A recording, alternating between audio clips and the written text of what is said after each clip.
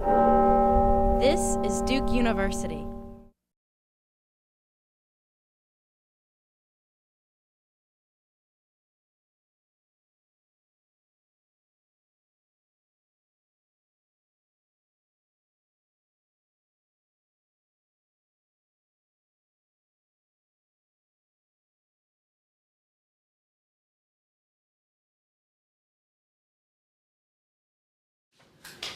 Well, I'm glad everyone could join us here for this what's called a CVC panel.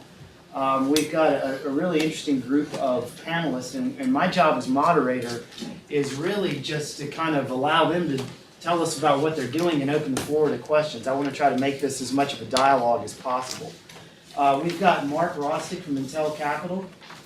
We've got Gwen Mellencamp from Shire Pharmaceuticals, Kara Marino from Syngenta Ventures, and Anil Goyal from Open Doors Group.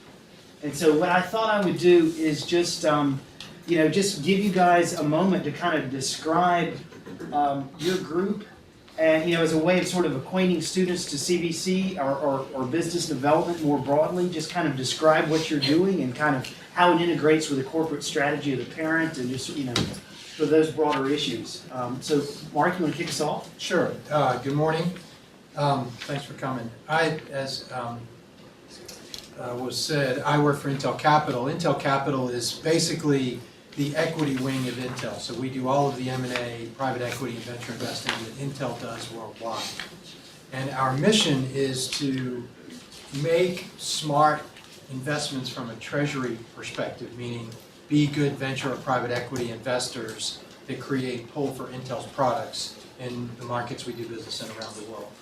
So we make, 2009 was not an average year, but on average we make between $300 and $500 million worth of investments a year in about 25 countries around the world. Pretty much everywhere you can do venture, we do venture. We've made private equity investments in Vietnam. We do about 50% of our investing outside of North America. And we invest in everything from data center infrastructure to semiconductor process technology to social media to any wireless technology, anything you can think of that would create pull for compute in the world. We sell silicon to people and we just want you to buy more of it. So we're trying to figure out how to make that happen. We invest with tier one investors anywhere you can find them and have a long history. We've been making investments since about 1991. I've been with the group since late 1998. I was in Silicon Valley for several years. I grew up in Greenville, South Carolina, so I wandered back in this direction. And I make investments basically across the spectrum of things Intel's interested in. Half of my focus is on the East Coast, simply because it's expedient for me to do that. And part of it is I do a lot of work around graphics, media, and data center technologies. And just as an example, a couple weeks ago I was looking at an investment opportunity in Kiev in Ukraine. So we look at things all over. So. Good morning, I'm Gwen Mellencamp. I'm the Senior Vice President of Business Development at Shire Pharmaceuticals. And for those of you who probably have never heard of Shire, we're a British-based biopharmaceutical company that has two divisions. One is a specialty pharma division, and the other is a human genetic therapies business. The kinds of products that we sell in our specialty pharma, you guys might know, they're mainly products that are focused in attention deficit hyperactivity disorder. I'm sure none of you have ever taken an Adderall in your life. But that was our largest brand until last April when Adderall went generic. So it was a very interesting time for the company. How are we going to reinvent it? How are we going to survive the patent cliff? And I can talk about that in a moment. And we also have products in that division for GI and renal diseases. And our other division, which is more biotech oriented, we make 3 drugs for rare genetic diseases that are lysosomal storage diseases. These are drugs that treat a patient population of about 3,000 all over the world. They're extremely high-priced drugs, typically $300,000 to $400,000 per year. They're life-saving drugs, they're life-altering. And that actually, buying that business was one of the strategic moves that we made to really save the Shire Pharmaceuticals business when we lost our major product. And this, in 2009, for instance, even though we lost $1 billion brand, our revenues were only about $200 million below what they had been the year before, because we had prepared for this over 4 years for this loss. We started a new initiative early this year called the Shire Investment Group. I should say, take a step back and say that we don't really do research in our company. So everything that we do is in-licensed or require products through M&A. So for a business development person that's dying and going to heaven, here's a big checkbook, go buy products.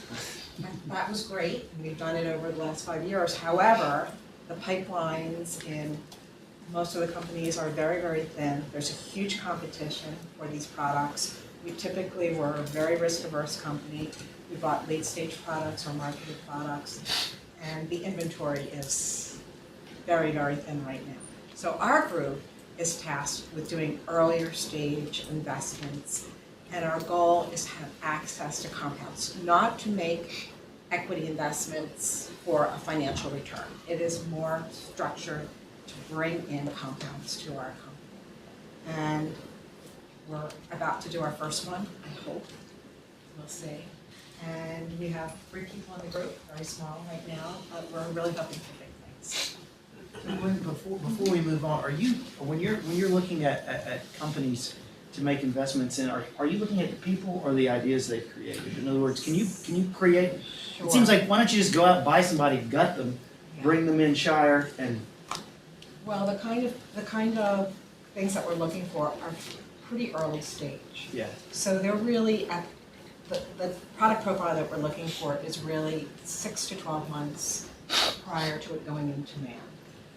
We don't have the internal infrastructure to run those early stage products. So our business model is really to do project financing, to finance that development program until a certain decision point. We would have an option on that asset, and we would fund the company to take that asset to that decision point, and then we would make our decision whether we're going to exercise the option or not. I see. So you're not really trying to buy people as much as you are ideas that are coming out of these companies. Yes, because eventually we'll take a license to that product Yeah. and we'll internalize it. I see. We're a little bit different from the traditional VC fund because we're doing 100% of the project financing as opposed to some kind of risk sharing. And we expect and hope that because we are taking 100% of the risk, the deal terms that we can get will be more favorable than if we had done a risk sharing type of project. And I think that's how we're trying to distinguish ourselves from the other corporate venture groups. Carol, tell us what you're doing at Syngenta. Sure. I'm the Vice President and Head of the U.S.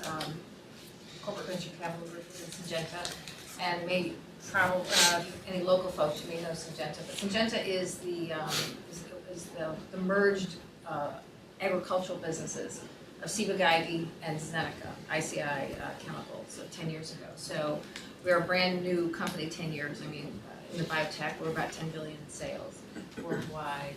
Our mission is to feed the world. I mean, that's a pretty big mission. And it's interesting, your earlier speaker talked about the rainforest or something. I mean, one of the things, my little ad for Syngenta here, is to keep in mind that while we all would love to eat nothing better than, organic foods, organically grown foods, the world can't survive that way. They cannot survive that way. There are people in sub-Saharan Africa who need to eat. And those people need genetically modified, drought-tolerant products and plants and crops to be able to eat. So that's I know there's a lot of people out there that go to Whole Foods, and that's great. There are no Whole Foods in sub-Saharan Africa, and if there were, they couldn't afford them anyway. So anyway, so corporate venture capital. So if we ask questions, I will be having a little bit of my historical background. I spent 5 years at Johnson & Johnson Development Corporation in the pharmaceutical corporate venture capital group. So some of the questions, if answer, I may have to go back to those experiences. Syngenta is brand new. We started last August. It's 4 people, 2 in the U.S., 2 in Europe. We're doing everything from crop protection, seeds, we do lawn and garden, biofuels, biomass. I'm in the middle right now. We've done one deal. Platform technology companies. There's a lot of platform companies that can have applications both in healthcare as well as agricultural. Anything with high-tech, biotech applies both in ag and human health. So we can invest, and we just draw down from the balance sheet, and then, you know, whatever it is we need, we can get. The people, you know, internally, it's really interesting because we're brand new. We're part of the corporate M&A group and business development group, which is, we're a Basel-based company, Swiss company.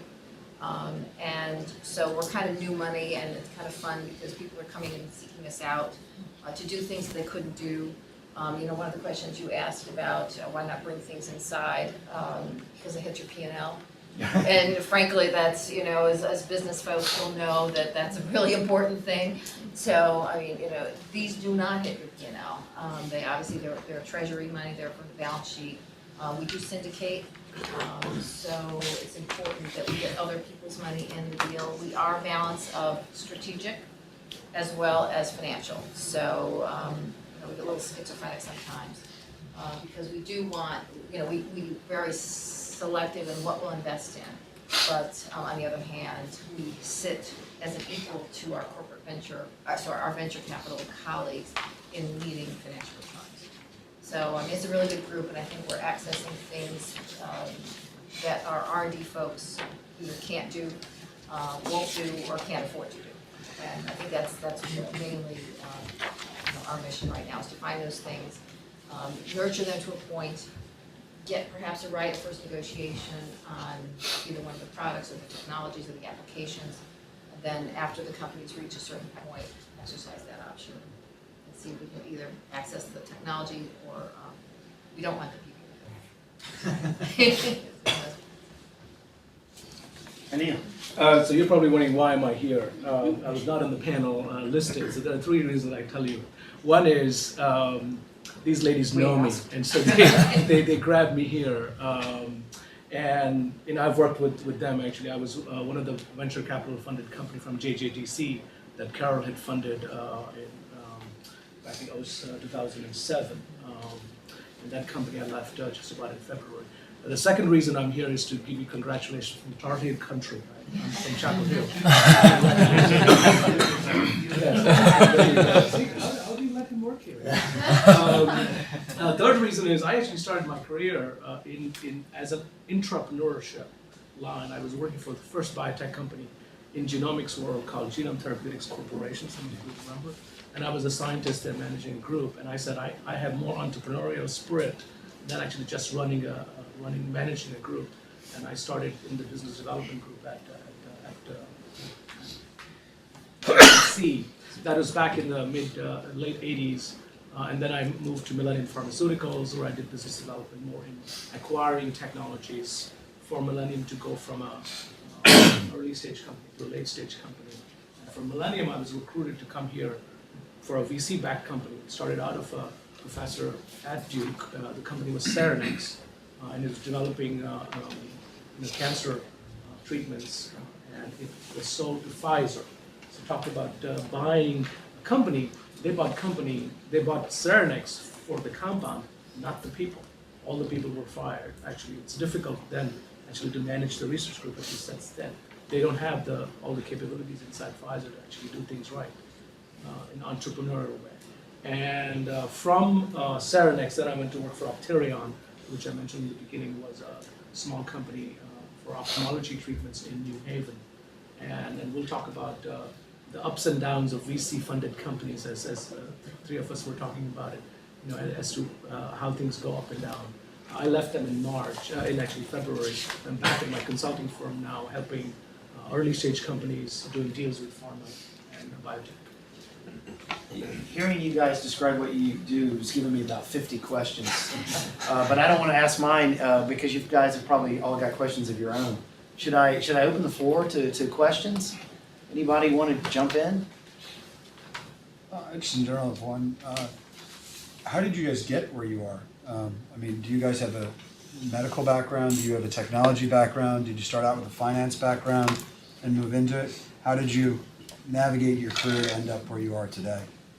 Because I think a lot of people in this room are probably interested in something along those I lines. have a history of talking very quickly, so my background is very odd for somebody who works for a big technology firm. I worked at a bank. I practiced law for 5 years. I did marketing for Turner Broadcasting in the Southern Cone.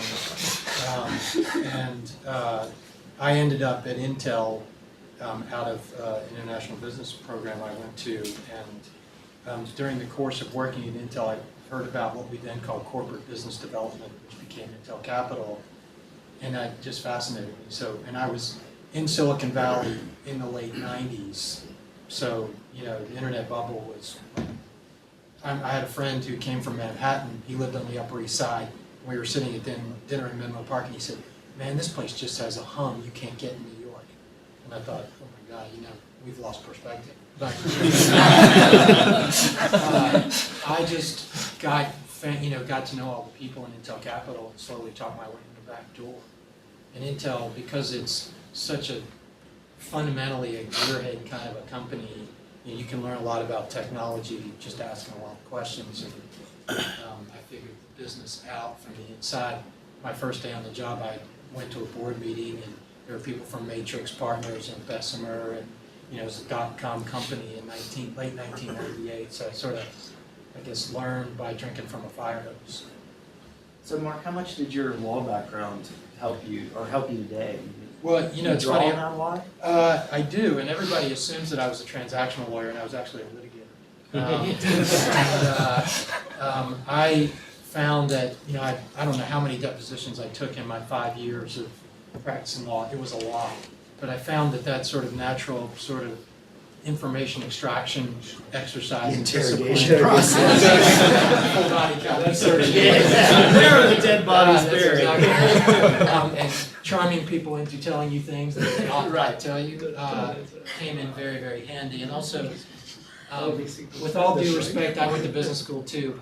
I just feel like the law school education is more rigorous, and it trains you to think in outline form, and it makes you think very critically, and that has helped a ton. And, you know, business school is a much better place to do quant stuff for sure, but all of that sort of just natural. How do I think through this? How do I build a flow to how I'm going to think through making a decision? Has been really helpful.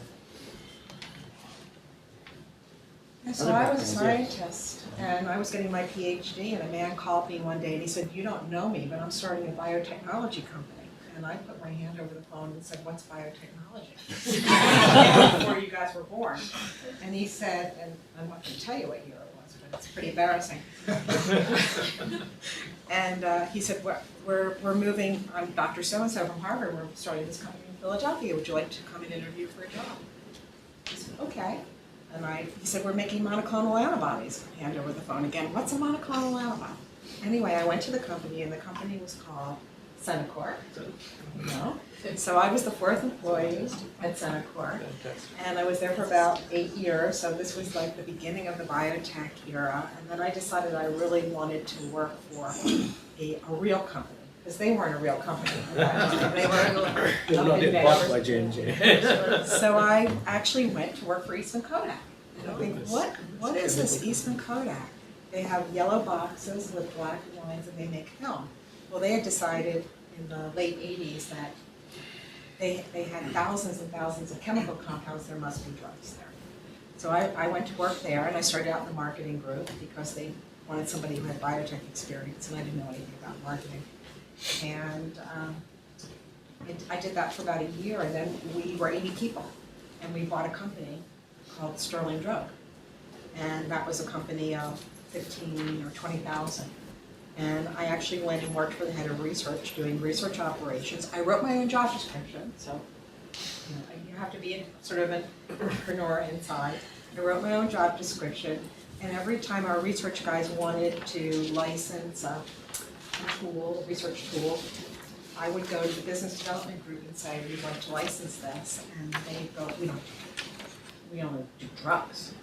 And I would go back to my manager, and he'd say, well, how are we going to do this? And I would go, I'll do it. So the learning is to raise your hand, any task, raise your hand and volunteer to do it, and start to network. And I joined an organization of licensing professionals, and every time I had to do something I didn't know how to do, I called somebody I met, and they helped me. And from there, I've been doing business development for a long time. So, and I really like it. I also have a master's degree in healthcare administration, went to business school. I'll be real quick. Just, 'cause my background's much longer than Gwen's even. And, you know, you guys, your parents probably weren't born. Oh, come on now. What drugs do you take? I mentioned too. I We're get those conservative. drugs. But anyway, I'm a chemist, but I don't have an MBA, frankly, but, and a long time, you know, we talked along the way of my career, do I need to get one? And people said no, but, you know, things have changed, so, but, in any case, I think I'm a chemist, so what that made me is very comfortable when talking to research people, and I think that's the one thing I'd like you to all take away, that you're gonna come out with a really good, strong business degree, and I don't know what your backgrounds were before that in terms of how you got to this point, you know, if you had other work experience and stuff. But I'm a chemist, I did sales and marketing, I did business development, I did licensing, I did finance.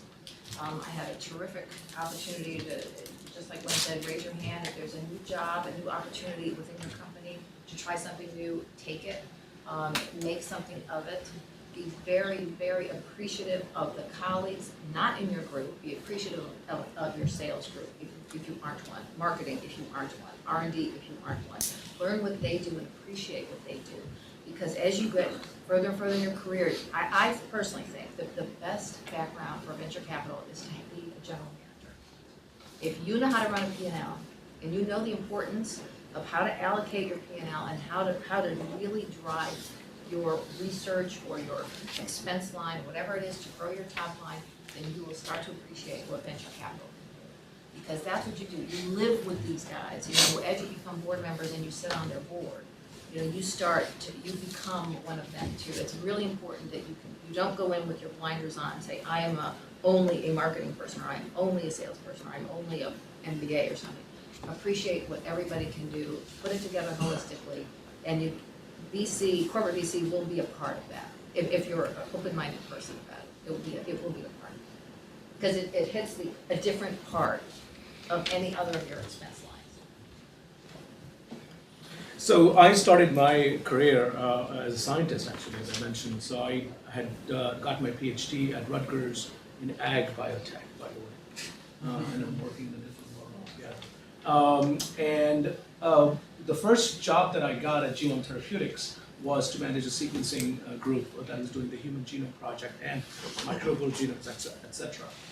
But I saw the need there the business development group was very business side. There is no scientific talent on the business team there. And I went and approached the BD person there. I want to be in business development. He said, go away. That's literally what he said. But 2 months later, he came and talked to me about it because I had been in a couple of presentations to Big Pharma doing the scientific presentation because my boss was not available. So he recruited me. He said, can you do this scientific presentation? And that presentation that I did to the pharma companies essentially made an opening to the head of BD at Genome Therapeutics. And he approached me saying, can you join us as a marketing manager? Help us explain the science that's going on. And I had a teaching background before I had done my PhD, so I knew how to communicate and how to simplify things. It took really pharma folks who were really not into genomics in those days. So that's how I got into business development. Learning by fire, not drinking by the hose pipe, by actually burning some deals that didn't get done. I learned everything from LES, as Gwen will tell you. That's the licensing society that's now, I don't know how many, 6,000. 6,000 members around the globe. US and Canada. US, Canada, but it's a global organization that has now started a course, actually a certification program that I have been grandfathered in, called Certified Licensing Professional. So if you work in an academic environment or in a company, you can actually get that skill sets that Gwen and I actually used to have to go phone call people and get stuff for. But there are other associations also. There is Autumn, which is more university side. So I got all my learning. I don't have an MBA.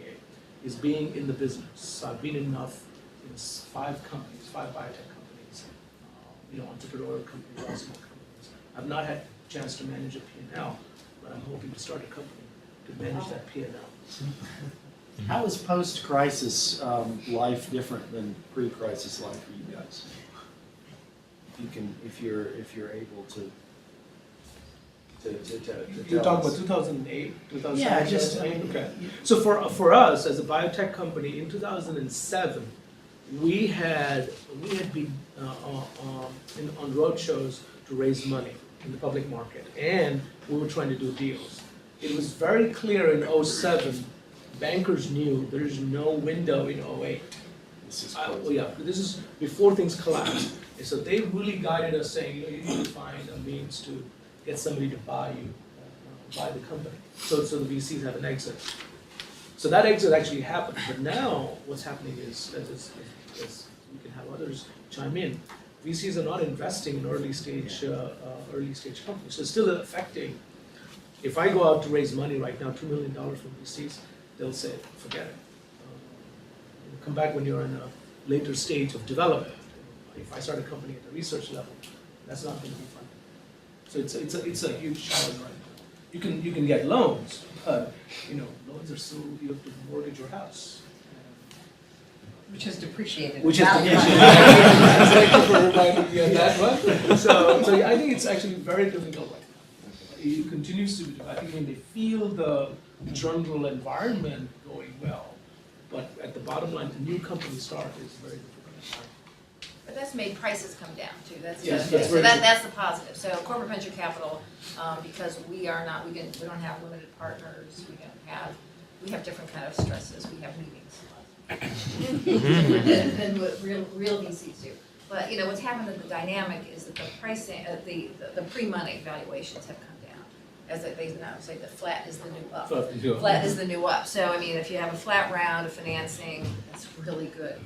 So there's some bargains out there, and people are willing now. A lot of corporate venture capitalists had a hard time getting their foot in the door because either they were excluded from syndications for various reasons because they didn't feel that they would be aggressive enough. They thought they were dumb money, things like that. So now it's corporate venture capital is one of the places to be because we are the ones with money. And we're not dumb. A rounds or follow-on? Yeah, we'll do. We don't.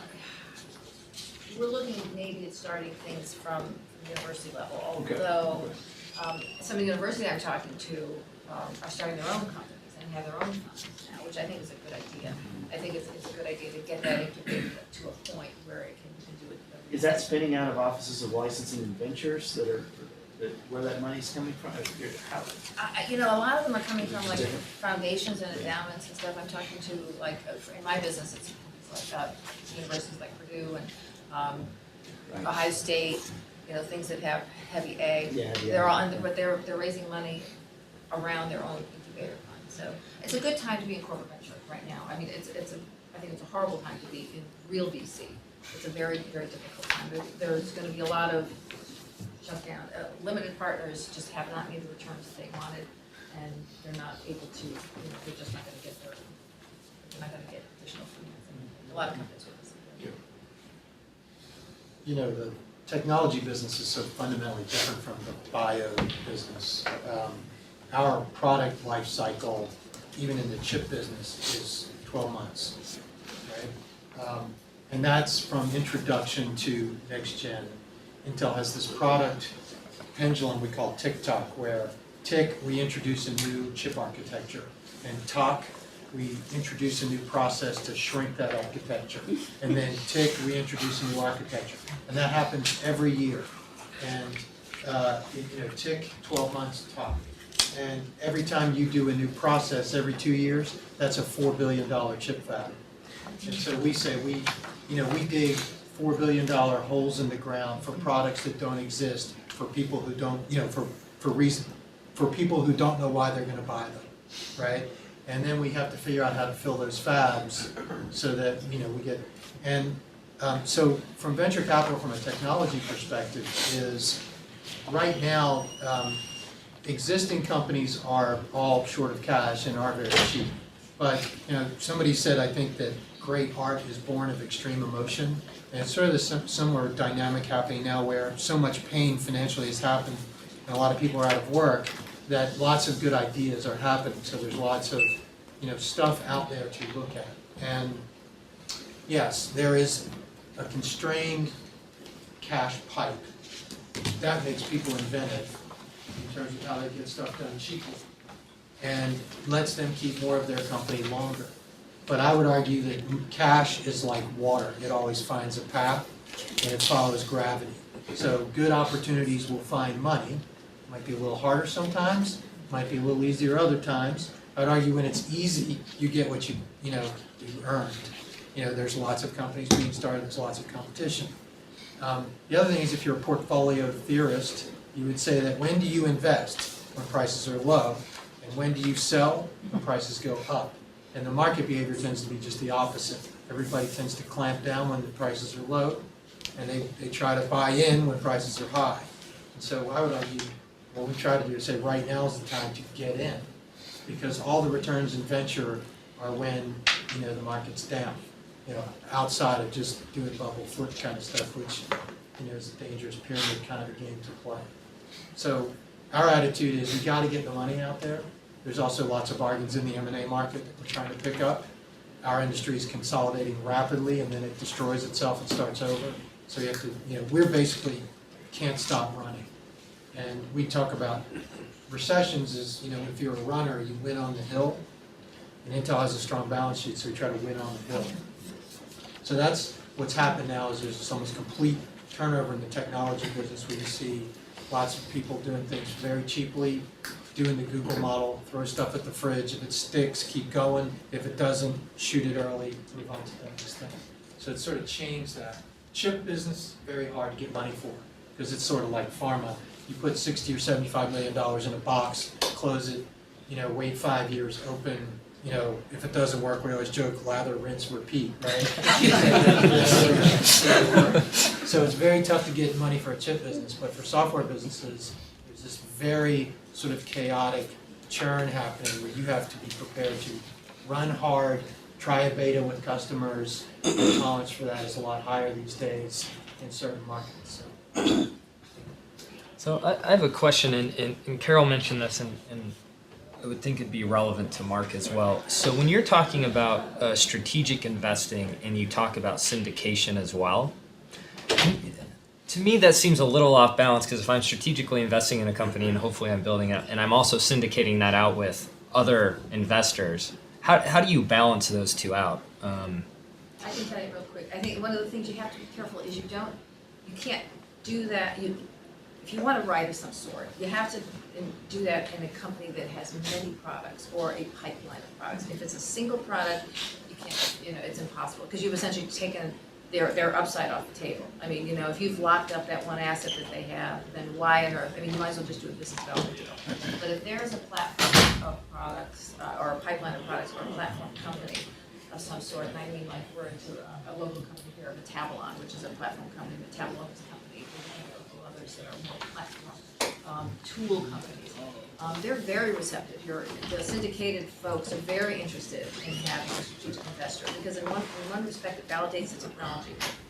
In the other respect, they know that there's a more likely exit than if they hadn't done the deal. They stiff-armed us and kept us out totally. But you have to be. You're right. It's an absolute balance. You can't go off and take the one and only crown jewel and try to get it for a bargain and have other people pay to develop it. Sure. It doesn't work. Yeah, I think if you say I want to right first refusal, then you're basically buying the company at that point, or they're at least selling it to you at that some locked-in price, and they'll never get money from anybody else again. So you have to balance that dynamic. Intel tends to be more of a kind of a Switzerland in the technology business, because we're selling silicon rather than an integrated software stack that IBM or HP or Oracle might have. But you have to address those issues, and I finished arm wrestling with a venture firm yesterday on voting thresholds in a deal we're trying to close Friday, and it's all around, the shadow of big Intel's a little scary. Are we going to act like a venture firm in the right context? And you have to be sophisticated about helping them understand how you're going to act, and just be articulate about why it makes sense. I think that raises just another point I'd like to point out, is that once you make the investment, you're on their board, your fiduciary responsibility is to that company. It is not to Intel, it is not to Syngenta, it is not to Shire.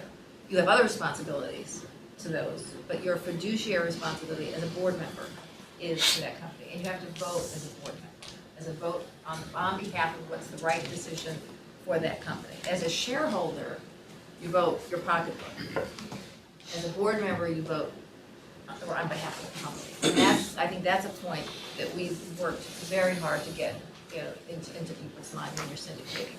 Make sure that if you do get a board seat, that you're on the other side of the table. And it's tough, because I've always said business development deals, good business development deals work against you as a corporate venture capitalist, because you want, low royalties, you want, earnouts, you want milestones pushed out. As a venture capitalist, you want your company to get the highest royalty, or, it's sort of, they're sort of back and forth, so you do have a balancing act. But, again, remember that your fiduciary responsibility is always to the portfolio.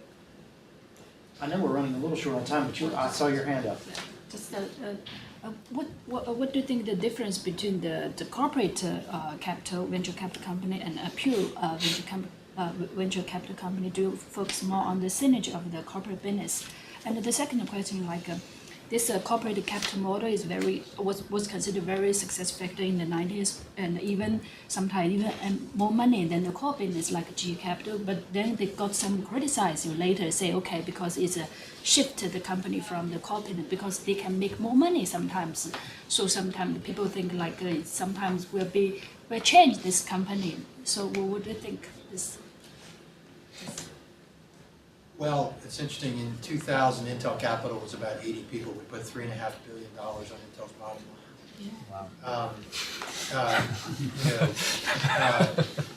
line. We were pretty, the venture business looked pretty easy, if you're a hitter, the ball looked that big coming in, right? You had a big swing and it went out. I don't think corporations can get in the venture business just to make money. They're going to fail. And they're only going to last a couple of years. There has to be a fundamental corporate reason why you're playing the game. That doesn't mean that you can't have your eye on the financial return ball. I mean, if I'm not, people always ask me what's more important. I say, well, financially failing companies are rarely strategic to anyone. So we have to make smart investments in order to survive. If I'm just consuming a bunch of cash, the board is going to shoot me, right? So and what we do to help our investment, flipping over to the corporate question, we try to use Intel's might, presence, resources to create value for our portfolio companies. We have a program to introduce our portfolio company customers around the world. We help with marketing. We provide them guidance on technology and insight into our roadmaps so they can develop in front of our product introduction to hit the market running, all those sorts of things. So we think we bring a different value set to the table than venture capitalists do, traditional venture capitalists. We might overlap in certain things, but we're bringing another set of value, because when you invest in a good new company, it's a value exchange. They're selling you their stock at a discount, basically, and you're trying to provide them with a package of goods that justifies that discount. So I wanted to add a comment to the conversation about money from corporate VCs and pure venture capitalists. And we had investment at Cerenex from two corporate VCs, Takeda Venture Investments, Takeda Research Investments, which is Takeda is the largest Japanese company. It has a VC arm, and Lilly BioVentures, which has now it's spun off the venture arm outside. But none of those companies actually acquired Cerenex. Pfizer acquired Cerenex. And during this whole process of about a year and a half that we managed, we had to make sure that the board members from Lilly and Takeda were not aware of each other's the terms from Pfizer or the terms that were being inside. So the managing internally has to be done very carefully. But don't assume that your corporate VC corporate partner will acquire you. It may not. And there was lots of stuff going on within the various those other companies that didn't allow them to acquire Cerenex. Pfizer actually was the partner. Is that a legal reason they couldn't know that? Yeah, absolutely. They can't know. There's a legal reason, because plus we want to protect our negotiating position Right. with all parties. So Lilly members did not get to see the terms of the other parties. Well, the pharma guys, I think, operate on the concept of mutually assured destruction, right? My colleague here from Cisco, I'm sure we could have a meeting with Cisco and we're best friends and trying to sell each other stuff, and then the next conversation, we're complete competitors. So there's a lot, in the tech business, it's a lot more co-opetition, we call it. You don't know what you're competing to win your friends. I think in pharma, those lines are pretty bright. I want to watch our time, Kira. Are we okay? Yeah, we can got go for time 2 a more final- minutes and then Okay. we'll make up some Okay, time. well, let me take a final question then. Yeah. I just got asked to write my own job description, and they wouldn't take Facebook status updating. But, I wasn't on the Twitter either. I was wondering if you had any words of advice about some pitfalls or red flags that I was warned to make sure that I don't become just like a hired brain to create ideas for the CEO to make money. And are there pitfalls in like not being given responsibility or tactics to make sure that I get into the general managing P&L stuff? Any words of advice there in developing that career path? Are you in a small company? I'm It's sorry. pretty small. Yeah. It's a pretty small company. Probably be zigzagging. I mean, that's in terms of get what you can from this company and then move on to another one. Leverage what you've got, and get it to another one. I mean, I think it's unusual. I mean, I don't know what the size company you're talking about, but if they're really open-minded and your first speaker was interested. We're talking a little bit about culture. I mean, if they're open-minded and they can convince them of the vision, then you can write a new job description and say, we're going to take a little bit of risk. We're going to move me at least part-time to do something over here. If that doesn't work, then there's other companies that would love to have you, I'm sure. I'm not exactly sure what industry you're talking about. Are you in like the? It's science education. To me, the key component of early stage job description, or how I judge people joining early stage companies, is their ability to deal with uncertainty and to make decisions with a lack of faith. Because you just have to be able to, there's some fundamental belief in what you're doing because you understand enough about what's going on to have a gut feel. Big companies can afford to wait for a lot of data to come in, but you can in a small company. And I'd wrap that into the job description. Great. Well, thank you very much. Produced by Duke University. Online at duke.edu.